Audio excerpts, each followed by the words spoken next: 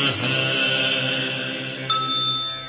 ॐ नमः सूर्याय चन्द्राय मङ्गलाय बुधाय च गुरुः शुक्रः शनिभ्यश्च राहुवे केतवे नमः।